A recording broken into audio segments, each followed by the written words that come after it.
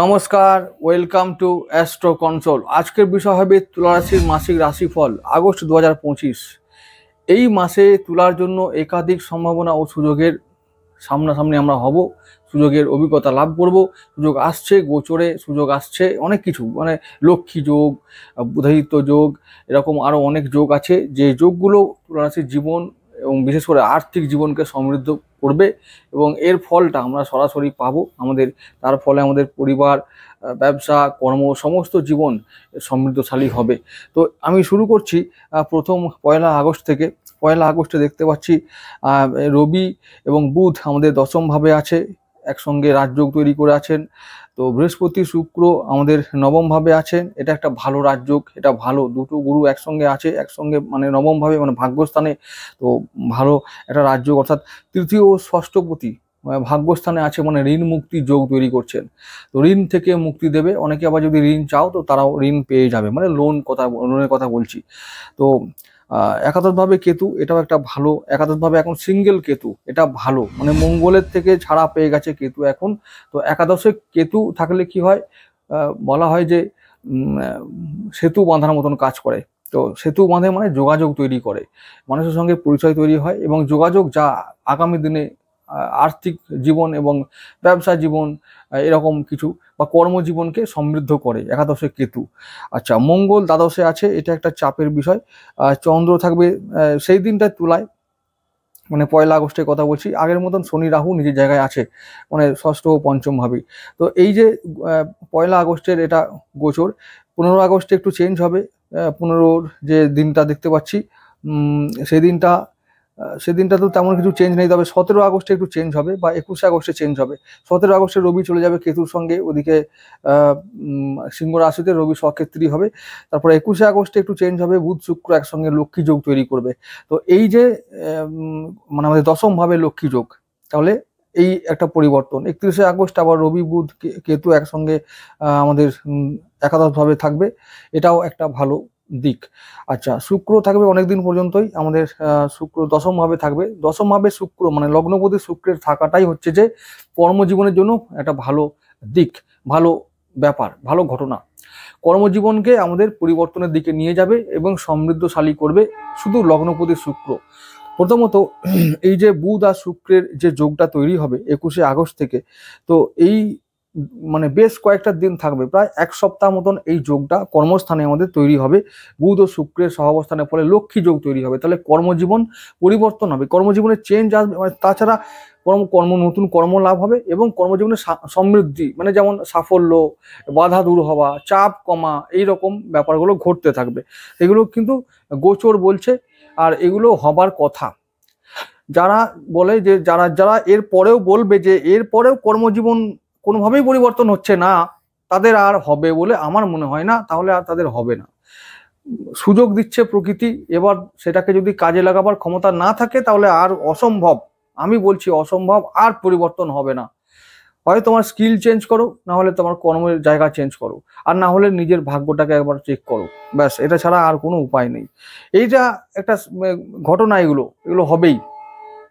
Change আসবে, পরিবর্তন আসবে, সাফল্য আসবে কর্মজীবনে। লগ্নপতি যেখানে শুক্রদেব নিজেই গেছেন, ওখানে কর্মস্থানে গিয়ে আমাদের জীবনকে পরিবর্তন করতে গেছেন, সেখানে যদি পরিবর্তন না হয় তো আর কে কি করবে, কিচ্ছু করার নেই। এবারে চলে আসবো আমরা নবম ভাবের কথায়। নবম ভাবে আমাদের বৃহস্পতি ও শুক্র একসঙ্গে সহাবস্থান করছেন, তাহলে একসঙ্গে সহাবস্থান করাটা আমাদের তুলার জন্য এটা ভালো। কিরকম ভালোভাবে হবে? প্রথমত লগ্নপতি ভাগ্যভাবে, ভাগ্যের শুভ পরিবর্তন আসবে। আচ্ছা, এরপরে ষষ্ঠপতি নবম ভাবে আমাদের আগে থেকেই আছে, তিনি এখন ঋণ বা এই যে রোগ মুক্তি বা শত্রু পীড়া থেকে মুক্তি, এগুলো থেকে একটু একটু করে আমাদেরকে বাঁচিয়ে রাখছেন। তার মানে অনেকে ঋণ শোধ করার সময় পাবে, সুযোগ পাবে।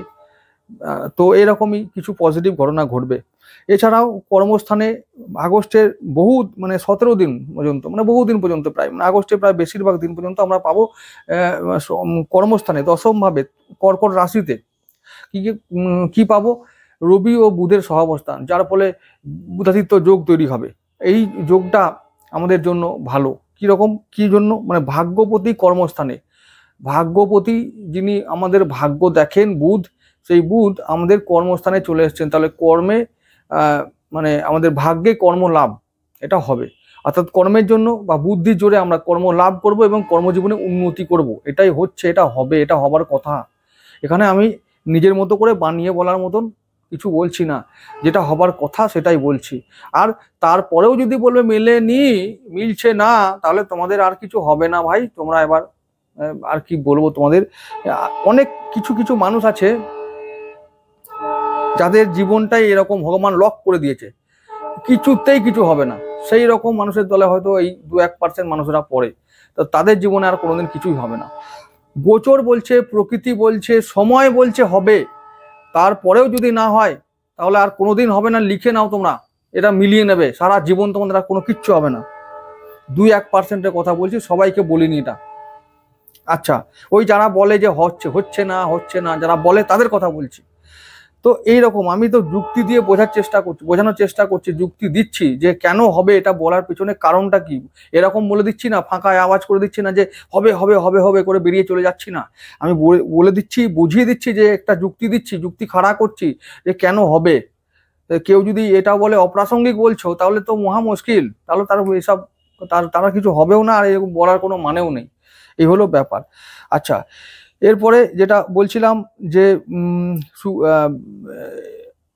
আমাদের লগ্নপতি শুক্রের কথা। লগ্নপতি শুক্র ভাগ্যস্থানে থাকবে, মানে শরীর স্বাস্থ্যের দিকে আমাদের কোনো এই মাসে কোনো চিন্তা নেই। তো আচ্ছা, আমাদের তাহলে শুক্র একাই আমাদের শরীর স্বাস্থ্য ঠিক করে দেবে। আচ্ছা, কর্ম ঠিক করে দেবে, ভাগ্য ঠিক করে দেবে। তো এত কিছু শুক্র একাই ঠিক করে দেবে, তাহলে আর চিন্তার কি আছে? চিন্তার কিছু নেই। আচ্ছা, এরপরে দ্বিতীয় ভাবের কথা বলবো। দ্বিতীয় ভাব মানে হলো আমাদের বৃশ্চিক রাশি, আর দ্বিতীয় পতি আর আমাদের সপ্তম পতি হচ্ছে মঙ্গলদেব। মঙ্গলদেব তিনি আছেন দ্বাদশ ভাবে। দ্বাদশ ভাবে কন্যা রাশিতে মঙ্গলের ওপরে শনি দৃষ্টি দিয়েছেন। একজন মহাপণ্ডিত আমাদের দর্শক বন্ধু, সম্ভবত তুলারাশি হবে, তিনি বলেছেন যে মঙ্গলের ওপর শনি দৃষ্টি আছে, মঙ্গল কিছু করতে পারবে না, মঙ্গল ভালো ফল দেবে, মঙ্গল ভালো ফল দেবে। দ্বাদশে মঙ্গল ভালো ফল দেবে। কোনো মহাপণ্ডিত দর্শক কমেন্ট করে জানিয়েছেন, ভালো কথা, তিনি যা বুঝেছেন করেছেন। কিন্তু তিনি আমাকে বলেছেন যে, যাই হোক কি বলবো, তিনি আবার কথা বলে ফেলেছেন। তো এই জন্যই মহাপণ্ডিত বললাম। তো 2-1 এরকম আছে, তাদের কথা বলছি। তো মানে একটা কথা কি যেন যুক্তি হলো, আমার যেটা যুক্তি, আমি যেটা বুঝি সেটা বলবো, যে মঙ্গল আর শনি যখন একে অপরকে দৃষ্টি দেয়, বা যদি এরকম মানে বিধর্মী মানে ভিন্ন ধর্মী কোনো গ্রহ যখন একে অপরের দিকে দৃষ্টি দেয়, তখন দুটো গ্রহই কিন্তু খারাপ হয়, দুটো গ্রহের অবস্থাই খারাপ হয়, অর্থাৎ অশুভ হয়ে যায় বা দুর্বল হয়, এবং তারা অশুভ ফল দেয়। ঠিক আছে? তো এরকম নয় যে শনি মঙ্গলকে দেখছে বলে মঙ্গল দুর্বল হয়ে যাবে, এটা অসম্ভব ব্যাপার। এই সবগুলো হয় না, এইসব কথা অযৌক্তিক কথা হয়ে গেল।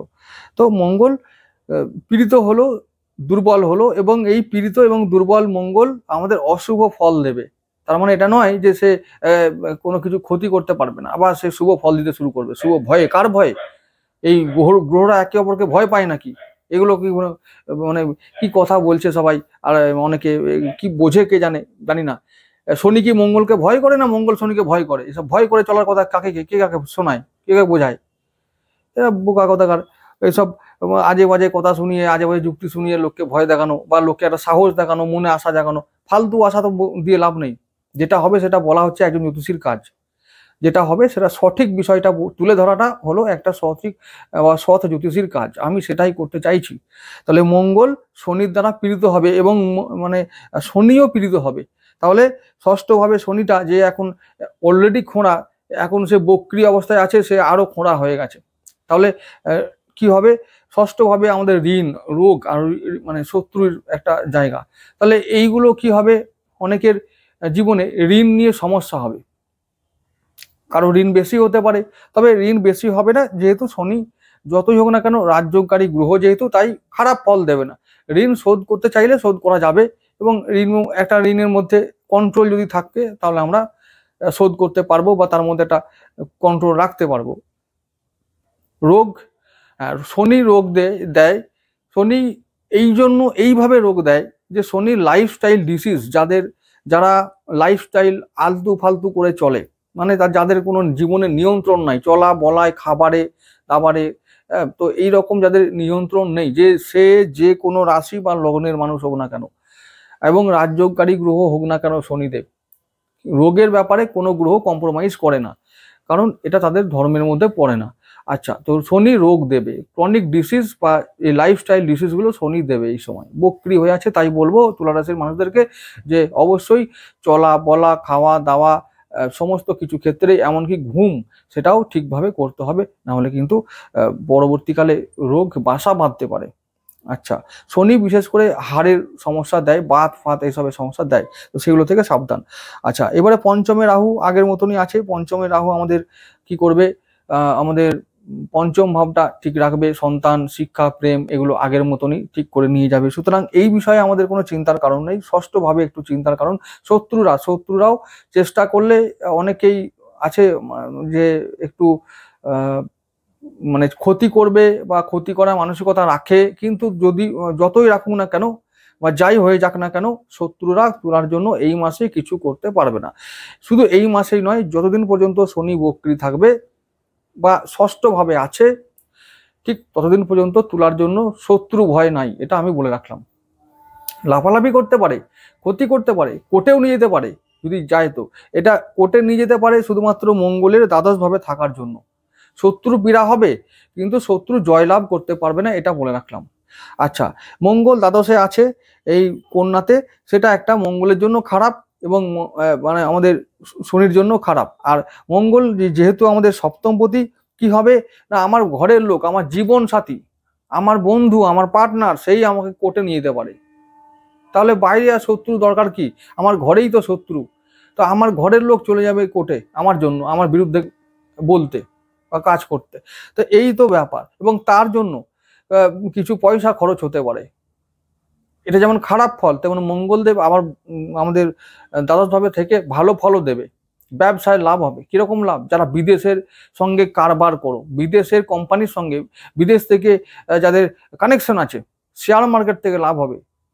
ঠিক আছে, এরকম অনেক সম্ভাবনা আছে যাদের সঙ্গে বিদেশি দ্রব্যের কারবার, এক্সপোর্ট ইম্পোর্ট, ভালো ভালো, মানে আমাদের যাদের আবার গাড়ি টাড়ির বিজনেস আছে যাদের, তো এরকম ব্যাপারগুলো ভালোভাবে চলবে এখন। তো এরকম ব্যবসাগুলো ভালো চলবে। জমি জমা সংক্রান্ত বিষয়ে এখন সমস্যা থাকবে। তুলা রাশির জন্য বলবো যে যারা এখন জমি জমা কিনতে চাইছো, আমি বলবো যে 2025 সাল না গেলে জমি জমা সংক্রান্ত বিষয়ে যারা পেশার কারণে ডিল করো, তাদের করতেই হবে, সাবধানে করলেই ভালো। কিন্তু যারা নতুন করে চাইছো জমি জমা কিনবো এই বছরে বা এই মাসে, এই বছরে মাসে নয়, এই 2025 সালে এখন জমি জমার কোনো ব্যাপারে ইনভেস্ট করা বা এই সংক্রান্ত কেনা বেচা করা এখন না করলে ভালো হয়, এটা বলে রাখলাম তুলার জন্য। তারপর বাকিটা তোমাদের সিদ্ধান্ত। আর এই বিষয়ে অনেক খরচ খরচা হবে এবং অর্থ ক্ষয় হবে এই দাম্পত্য জীবনের কারণে, ব্যবসার কারণে। আচ্ছা, ব্যবসার কারণে এই এই এই মাসে ব্যবসাটা ততটা ভালো চলবে না, একটু কঠিন অবস্থার মধ্যে দিয়ে যেতে হবে। অর্থ ক্ষয় হবেই। তৃতীয়পতি ষষ্ঠপতি আমাদের নবম ভাবে থাকার জন্য আমরা কি করব, দেখবো যে যোগাযোগ ভালো হচ্ছে, আশেপাশের মানুষ, বন্ধু বান্ধব, সহকর্মী, আত্মীয় স্বজন, ভাই বোন, এদের সঙ্গে সম্পর্কে উন্নতি হচ্ছে, এদের ঠিক থাকবে, এরা কোনো চিন্তা নেই, এদের সঙ্গে সম্পর্ক উন্নতি হবে এবং এরা আমাদের পাশে থাকবে, চিন্তা নেই। রোগ ঋণ রিপু থেকে আমরা মুক্তি পাবো, অনেকটাই বলেছি, রোগ ঋণ শত্রু থেকে মুক্তি পাবো। শত্রু যাই করুক না কেন কিছু করতে পারবে না, শত্রু পীড়া থেকে অন্তত এই অন্তত 2025 সালে মুক্তি, 2025 সাল পর্যন্ত। আচ্ছা, সন্তান নিয়েও চিন্তার কিছু নেই, রাহু থাকছে পঞ্চমে, রাহু সন্তানকে গার্ড করে রেখে দেবে একদম। সন্তান শিক্ষা প্রেম নিয়ে কোনো চিন্তা নেই, প্রেম তো হবে, এখন প্রেমের সময়। আচ্ছা, এরপরে বলবো যে বাকি অষ্টমপতি আমাদের শুক্রদেব, তো তিনি নবম ভাবে আছেন। হঠাৎ করে পরিবর্তন, কোথায় পরিবর্তন? ভাগ্যে পরিবর্তন, কর্মে পরিবর্তন। তাহলে কর্মজীবনে পরিবর্তন আসছে, লক্ষ্মী যোগ হচ্ছে, লক্ষ্মী লাভ হবে। কর্মস্থানে গিয়ে আমরা হয়তো এমন আয় করলাম যে যেন মনে হবে যে অনেক দিন ধরে এটা আশা করছিলাম, এরকম একটা অর্থের আগমন ঘটবে, হঠাৎ করে প্রাপ্তিও হতে পারে। এরকম একটা ভালো সময়, ভালো সম্ভাবনা, ভালো সুযোগ আনছে আগস্ট মাস তোলার জন্য, ভালো একটা মাস হয়ে দাঁড়াবে। প্রতিটি গ্রহ, শুধুমাত্র মঙ্গল ছাড়া প্রতিটি গ্রহ কিন্তু আমাদের তোলার জন্য ভালো ফল আনবে আগস্ট মাসে।